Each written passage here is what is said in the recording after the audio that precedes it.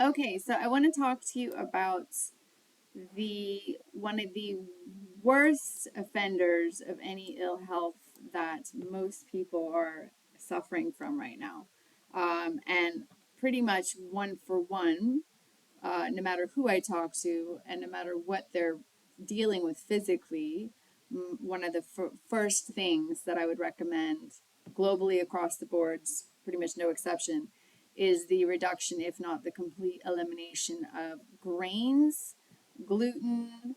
That includes, by the way, corn, oats, like just wheat, grains, and gluten in general. Definitely gluten. Definitely anything like even not whether it's organic or not. I do mean any kind of gluten. Like even though you can get sourdough and you can get organic and you can get that, and of course that's the lesser evil of an evil, but it's still an evil. So why is gluten and stuff a problem? So I just want to tell you a little bit of a background or story as to where I'm coming from and my personal experience in reality with this. So I remember years ago, I started seeing this trend of like gluten free stuff going on. And I was like, coworkers and stuff were like, oh, I'm gluten free. And, started seeing gluten free options and stuff. And I will be honest with you, when I first saw this, I thought this has got to be a scam or some medical fad or diet fad or like, I thought it was bollocks. I'll just be frank because I was like, people have been eating bread for thousands of years. How could that possibly be suddenly a problem? All right. Well, that was my thought on it. Okay, fleeting thought. And of course, I continued to eat bread and gluten. I wasn't heavy on carbs in general as a lifestyle because I didn't see that they were. I mean, from my understanding of nutrition, I always knew that they weren't a nutrient dense food. So I was never heavy on them, and I was kind of careful to not be heavy on them. But when I did eat them, it was actually baked at home and not store bought. I have not eaten store bought bread, except with very few exceptions of like organic and very high quality. I have not eaten stored bread for since I think I was a kid, maybe. Like I don't eat store bought bread, and I never really did a lot. But that being said, I continued to eat bread and gluten and what have you. Fast forward about 5, 10 years later, okay, and oh, and by the way, at the time, I was one of these lucky people who could eat anything and could eat as much of it as I wanted, and I could eat it any time I wanted, and I never got sick, and I never gained weight, and I never had issues, and it just sort of seemed like I was impervious to diet problems, and I tended to incline toward being healthy just because I intuitively felt that you should try to be healthy and not just eat junk. But I was not, at the same time, I had my vices and I wasn't super strict about it. And I thought being generally good was good enough. Okay. Fast forward to my late 30s, 40s. So I hit my late 30s and 40s. Suddenly, especially when I turned 40, things started to go wrong. My thyroid started to go wrong. I was starting to have autoimmune, like all these things that I'd never heard of and was not aware of and never even thought about. Suddenly I had, and I did not understand this at first. And I remember when I first saw, I was first speaking to a doctor about thyroid and looking it up and researching into it, and I kept hearing, stay away from gluten. And I was like, huh, interesting. Because I don't have celiac. Okay.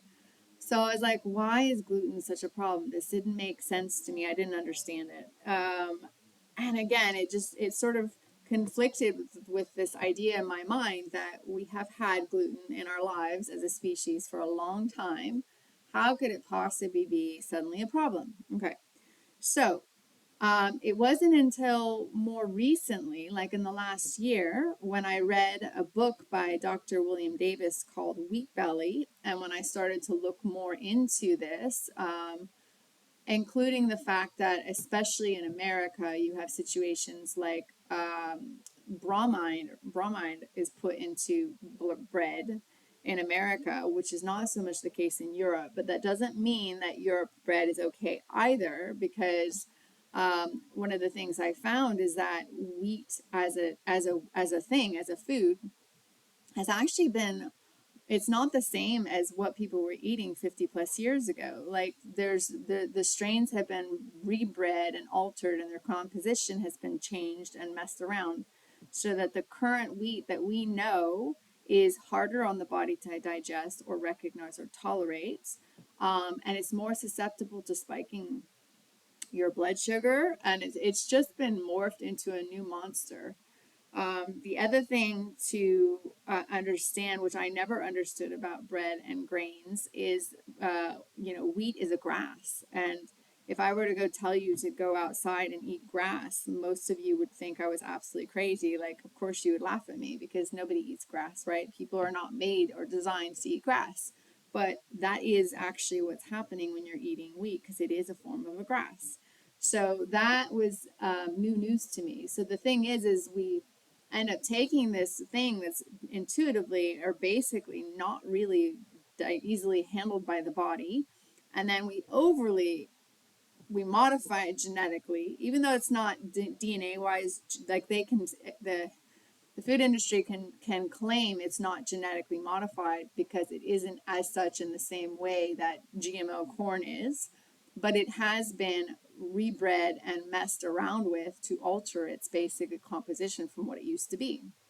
Wheatgrass, wheat used to be very, very tall, and it's now a dwarf size. Like, there's definitely been changes to it, so it is not the same as our ancestors lived on, for one. For two, you then take that thing and you heavily process it, and you have to heavily mess with it and cook it and do all kinds of stuff with it, just to make it not wreak havoc, just to be able to digest it.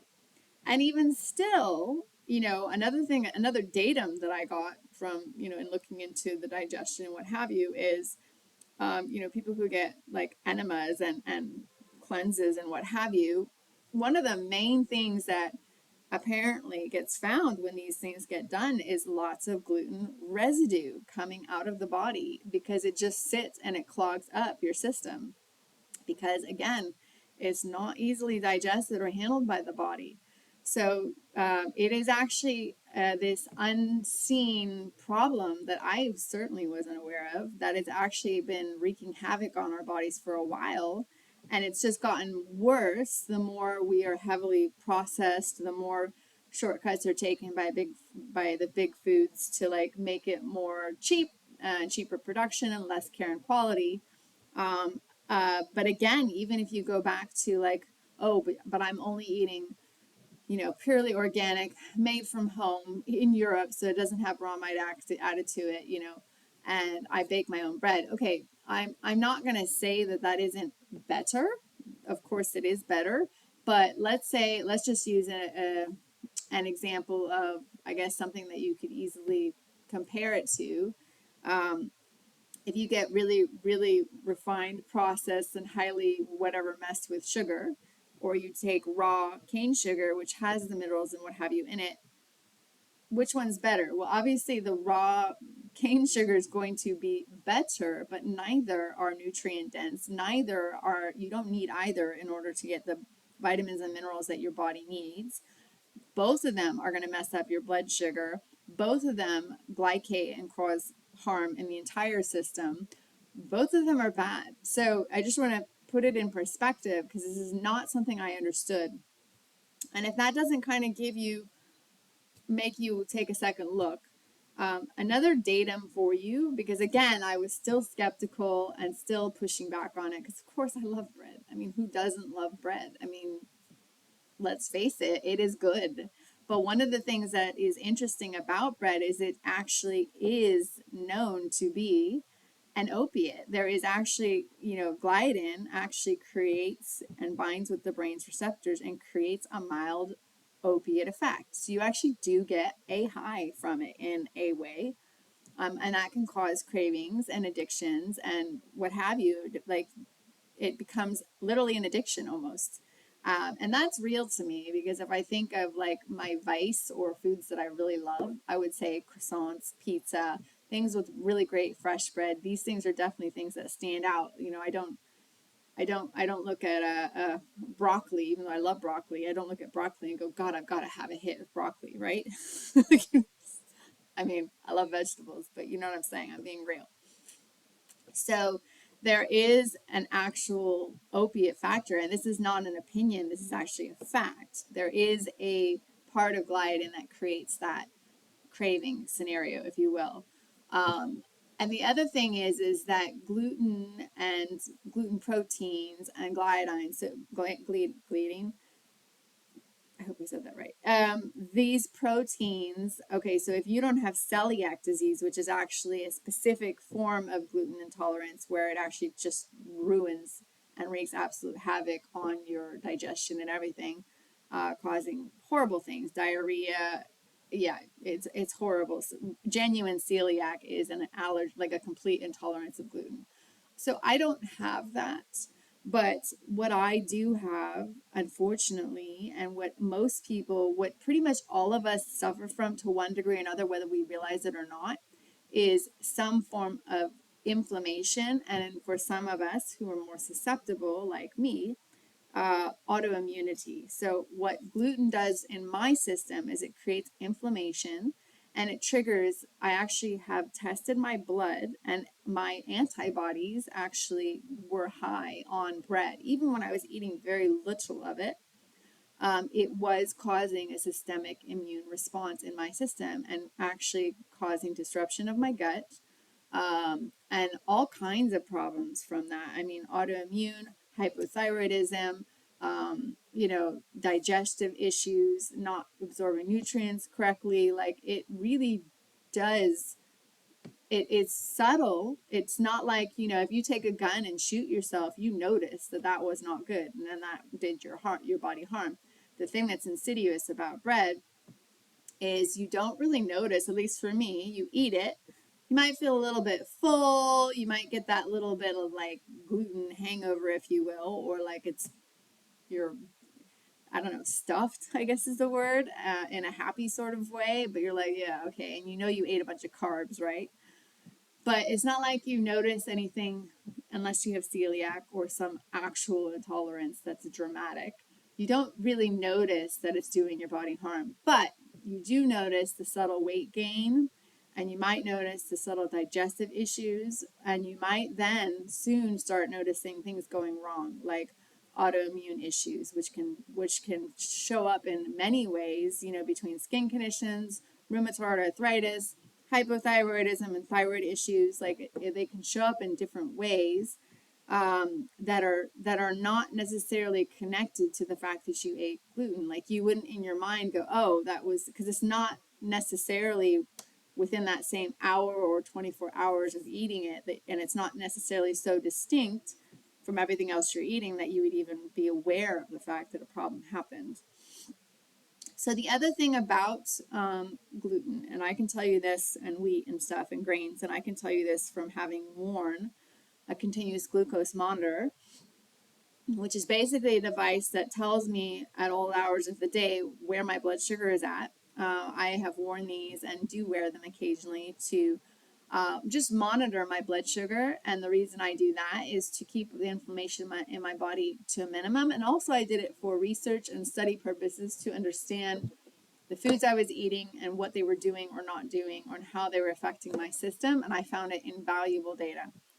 And one of the things that I noticed about gluten, and confirmed for myself because I'd also read it, is how much gluten and wheat and these grains spike your blood sugar. I mean, I can eat table sugar and I can eat bread. The table sugar will spike my blood for maybe an hour or two, okay? The bread will spike my blood sugar for hours and hours and hours and hours. It's insane. I was shocked at, I mean, you might as well take, a whole cup of sugar and drink it. It's that bad how much gluten actually jacks your blood sugar up. And all of this contributes to insulin resistance, type 2 diabetes, that kind of sugar overdose in your body inevitably goes straight to fat storage. I mean, unless you're super, super athletic, and even then it's still wreaking havoc.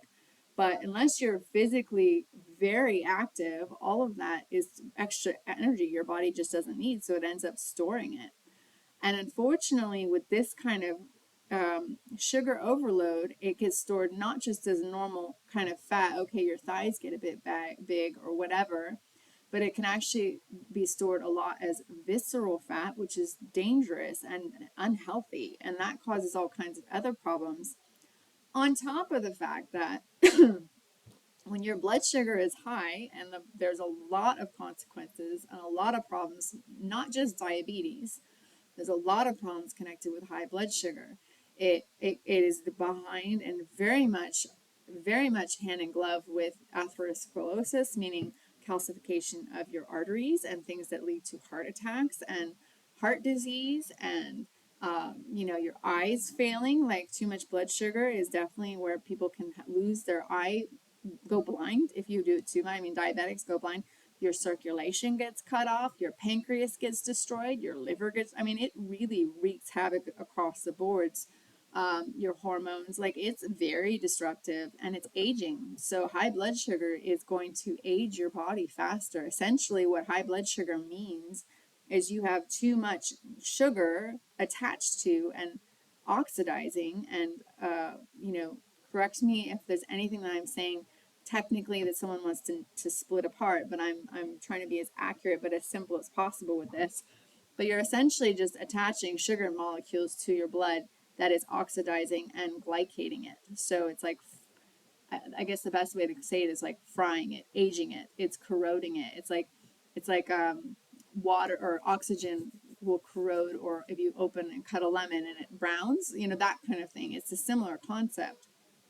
Um, and you're just accelerating the aging of your body and every organ in your body, because your blood obviously reaches every part of your system, more or less. So there's a lot of problems connected to gluten. And the thing is it's such a predominant, cheap, easily accessed. I mean, you cannot go anywhere in this day and age, pretty much. Definitely not in America, and definitely not in England, and definitely not in any of the countries I visited, without seeing some form of bread everywhere. It is so predominant.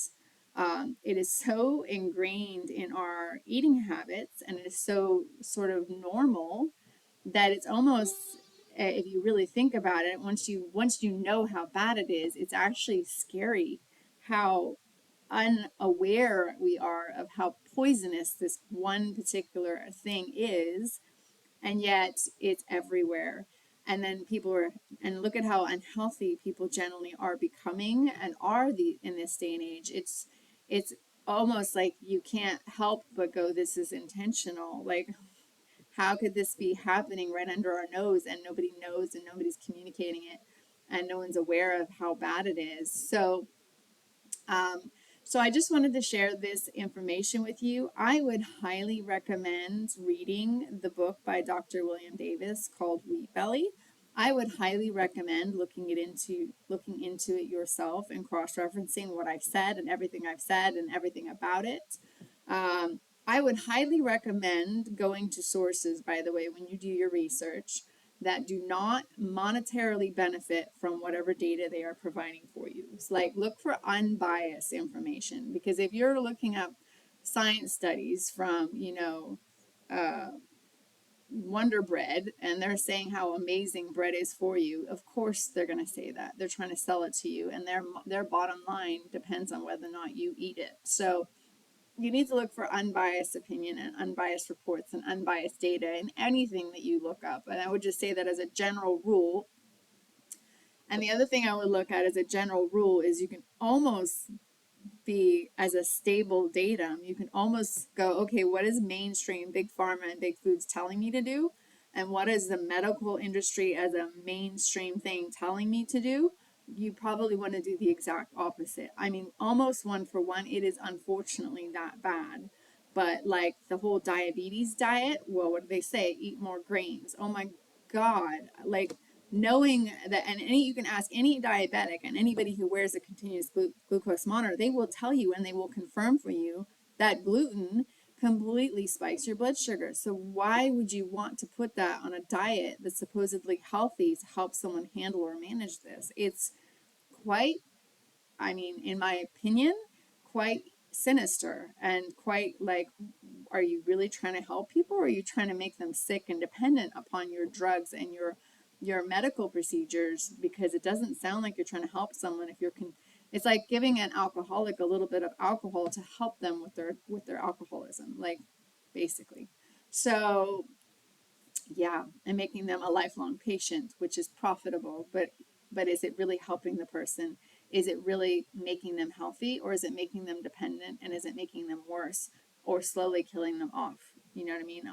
I'm not trying to be a conspiracy theorist here, but you kind of have to look at it and go like, where is this really intentionally trying to help people, or is this trying to harm people, or is this a camouflaged harm, if you will, because the help is not for genuine, out of a genuine interest in the well-being of these people? Do you know what I mean? And of society as a whole. Okay, not to go too much into that, but I just wanted to put that out there as the first thing that I can tell you and will tell anyone who comes to me for help, or anyone who's dealing with issues. The first thing I would recommend, regardless of anything else you do and regardless of whatever your situation is, get off of bread, get off of grains, get off of any kind of a grain or wheat or gluten or anything. That does include corn. That does include oats. Oats are pure sugar in the body as well. Like, they just will spike your blood sugar very quickly, even if it's not necessarily right when you eat them. And even steel cut, all of them, they tend to, the steel cut takes a little bit longer to break down, but it does absolutely dramatically increase your blood sugar. And corn, unfortunately, you have GMO, you have all kinds of problems with corn. It also is disruptive of the stomach. Same with same with oats. These all have things in them, if you will, that do disrupt the stomach, the microbiome, and wreak havoc in addition to the blood sugar problem. So I would say generally no. There are some, like buckwheat, that are not as harmful as others, and I don't want to make recommendations here. I would read that book, and maybe I'll do a separate video on substitutes and alternates you can do, because I've definitely myself had to look into it. But as a general rule or habit, I would say just try to get used to just not having to depend on that or even substitutes. You know, if you go into a store and you get these gluten-free breads, they're they're almost worse. You have potato starch, you have all these fillers. I mean, the ingredients list is insane. A bunch of preservatives. I mean, you're basically replacing one poison for another, because all of those things are going to make your blood sugar way worse, if not just as bad, worse possibly. Plus, you have all the preservatives and other junk in there, which is just going to, it's like putting a bunch of toxins in your body. So I definitely recommend just, you're going to have to break the love affair with gluten and grains, period, and just try to find other foods that are more nutrient dense, you know, meats and vegetables and what have you, to kind of like not have to be dependent upon the carb hit, if you will.